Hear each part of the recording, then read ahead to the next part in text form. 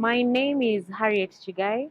I'm the Women Rights Advisor to the President of Kenya, Dr. William Samoei Ruto. As you're all aware, this is the first time this office has been put in place. So today we are here to celebrate the International Day of the girl in tech. And for me, I think this is a very important day, considering that girls for a long time did not uh, put in place, or rather their interest in terms of science, technology, maths, was not really the space for the girl child. But today I think it's important, and I'm truly impressed that Huawei invited our office.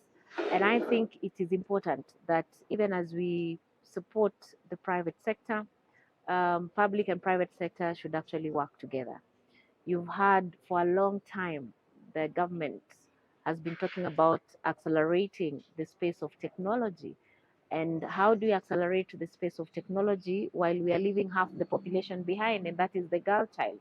So the biggest headache we have is actually to accelerate the girl child within that space. And that is why I'm truly impressed that Huawei has partnered with the government. You're all aware the president signed an MOU with Huawei, and within that space, Huawei has accelerated that space in terms of signing several MOUs with not only government institutions, including universities, but they have gone a step notch higher to even include mentorship in their programs. So for me, this is a very important day for the girl child. And also, the most important thing, the reason as to why we're here is because you realize as the government is pushing for national policy, governance related issues, we all are players in this space. So we have to identify institutions, government institutions that are within the space, private institutions that are within the tech space, and ask ourselves within the numbers that the government wants to employ young people, how and how are we going to do that? Government can do that together with the private sector. And this is it. When you look at the numbers that Huawei, through the MOUs Huawei has signed with various government institutions, including Ministry of ICT, universities like UON, and other tech universities, you realize that this is a space that both private and public sector has to interplay and accelerate the youth within this space. So today I'm impressed because we are not just talking a story. Huawei has the numbers. When you look at the numbers of the young people they are accelerating and they're continuing to sign up these engagements, I am confident that this country will achieve the numbers that we want within the tech space. You also realize that STEM is very important to us as government, and we cannot talk about STEM and we leave the players who are within that field out. And we are here also to encourage the young people that in as much as we are within our comfort zones in the learning institutions, it's also important for the young people to look and review the government policies that speak to the young people. The young people are the future of not just Kenya, but the globe as a whole. But the question is, are the young people retooling themselves to fit into the change and the norms and the new things that are coming up? So today, we've learned a lot, issues to do with STEM, technology as a whole. Currently, we have a big problem within the AI space. You all are aware of the challenges that technology is bringing on board. My office is keen to tackle issues to do with TFGBV, which is technology assisted GBV, and I believe the young people have the answers to this. In most cases, you find that we as a people, we are consumers of governance. But today we are challenging the young people. Can they also be innovators and creators of good governance within their spaces? And ICT is one of the key areas. Innovation is one of the key areas. For now, we are looking at solutions that can actually help us deal with GBV, gender-based violence at all spheres, not just in the tech space, but also within the society. And here we are. The young people are the people who are highly affected with these societal issues. And the future is with those who are thinking on solutions to put in place on the problems that we have. The future is not with those who are thinking of creating more problems for others. And you see, so this is very important for the young people. Let them be creators of jobs. Young people can create jobs. The digital superhighway, the I-hubs that the government is putting in place, and the 47 counties where the government is insisting on accelerating, women, young people within the tech space. I think the Wi-Fi connectivity, it's important we use this space for positive output. And that is why we are here today. The invitation was good because then we get to speak with the young people directly. Allow me to ask, I know you mentioned something around numbers. Mm. So at a national level, what do these numbers look like? How many women are we seeing getting into STEM, whether it's through big tech, whether it's in schools? What are the numbers like? Give or take, first we have to laud this government for insisting on STEM. We've just been in government for 2 years right now. And in terms of data, I can assure you we do not have real time data. And that is also another step that we need to go and get real time data on how we're accelerating women in these spaces. I can talk about data globally in terms of where are we. Less than 30% of women and young girls are within the tech space. So that already tells us that we are still not within the space that we want to accelerate women, young people within the technology and STEM space. And that is why we are insisting as governments get our young people within STEM. Because look at even the job market globally. We are moving out of career-based institutions where it's your PhD that speaks volume. Other than we are now moving towards spaces where it's your skill. So are we able to accelerate young people within the skill-based curriculum? And that is what this government is doing. So to the young people out there and those we have engaged with today, I think you have a lot of opportunities. There's a lot of opportunities for young people, and we want institutions to create employers and not employees. If you can get out of college or university when you're job ready, or even when you're tech savvy, or even when you're able to employ yourself because you're able to actually work and go to school, that is where we wish to see the young people so that the burden of creating jobs sits with all of us. And I'm impressed in this hall where I've been, and we have more than 50 seated and more than another 50 online, I'm told. When you listen to the youth and what they are doing, you actually know that these young people are in the right trajectory because they are pushing themselves.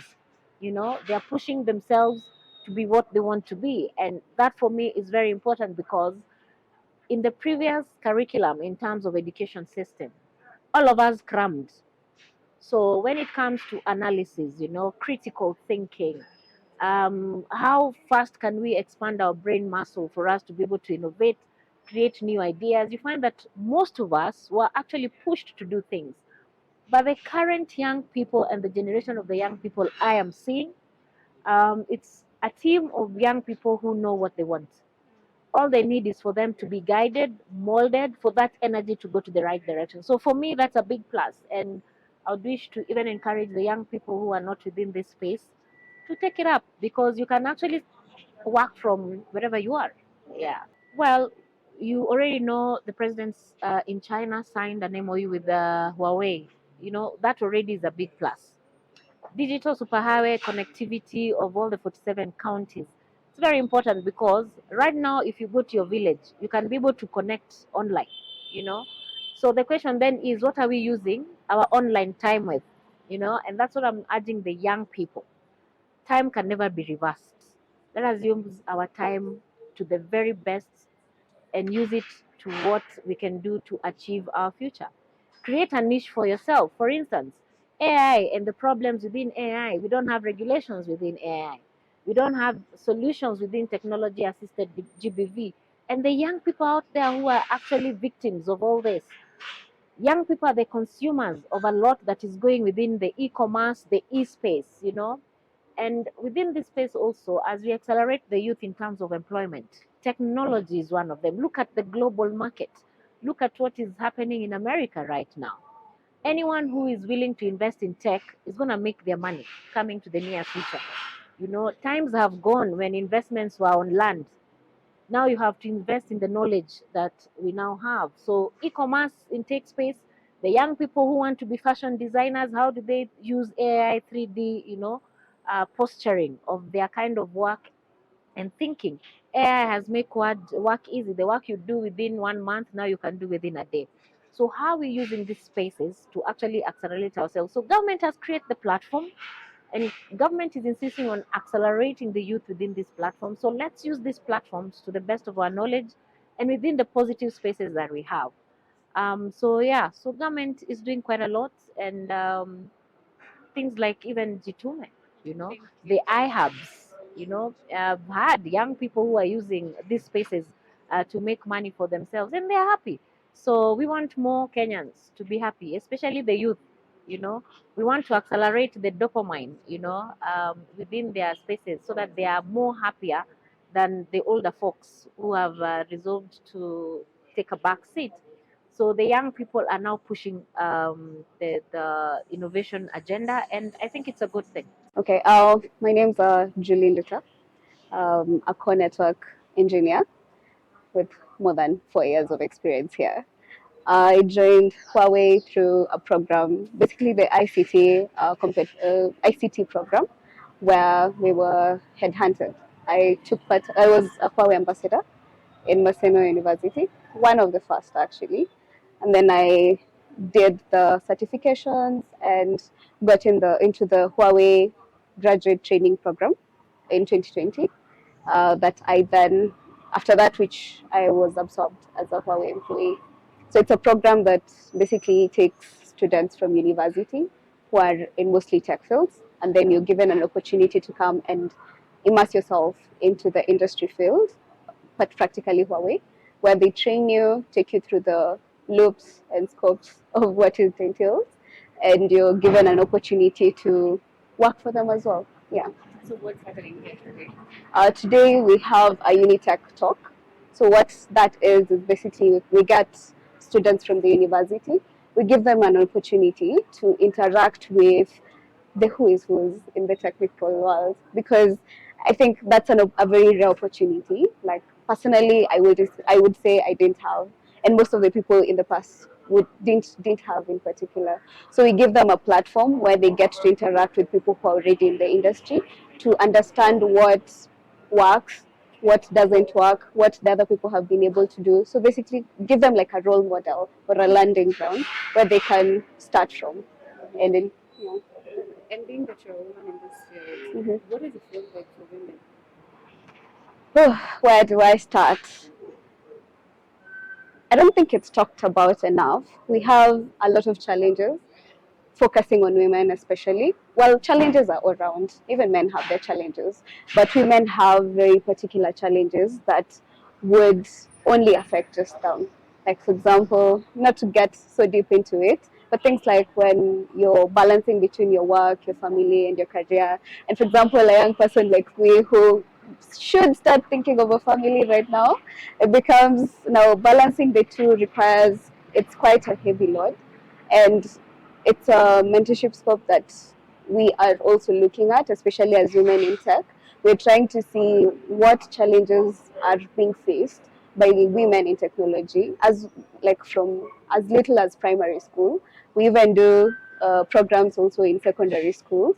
We also engage them in universities, as you can see as today's program, and also at the work environment. So we get to pick out different challenges that every woman is facing and be able to address it, or at least have a way to work around it. Like, for example, today we have even the policymakers, the National Youth Council that are here. They can be able to even listen to us and get to understand what challenges we face and know exactly they can plug in with from the government perspective as well. Yeah. Okay. Okay, one which I would say, like, well, from my understanding, because now I've been able to interact with some of the big, like we've talked about, the industry top tips, and they're going an extra mile to actually ensure that even the hiring process involves women. Like, they're given a particular preference in terms of the ratios and the gender balance in the different work environments. The other thing would be to also like continue preaching this to reach different women, different levels of women, like I said, from the primary school, from the university, from the secondary school as well, so that they can be able to know that there's an opportunity they can actually pursue, and it's thriving.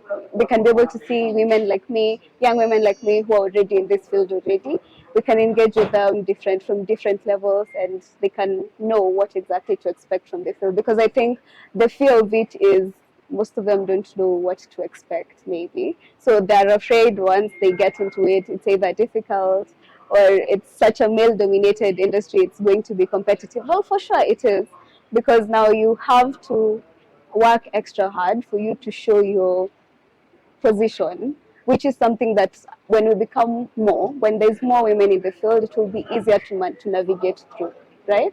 When we are able to to go past the gender bias of, oh, women cannot do more, or men can do better at certain tasks. When you're able to go past that, then you can be able to navigate that bias. Anything else you want to add? Wow, that's an interesting question. I feel like I have talked a lot already, but just in general, tech is a very interesting field. And to any young lady or any woman that is sitting out there and is looking to join the tech community, you're very much welcome. Nowadays, there's so many organizations, so many programs that are run that enable you to network with even women in technology, because from whatever field that you're in, be it psychology, be it medicine, be it teaching, you can actually delve into technology, and most of these platforms are easily accessible. Like, for example, we have a number of certifications that are offered even online by different vendors, including Huawei ourselves. There are certain certifications that you can access, learn, know more about the industry, and be able to engage more, because opportunities are there. Yeah.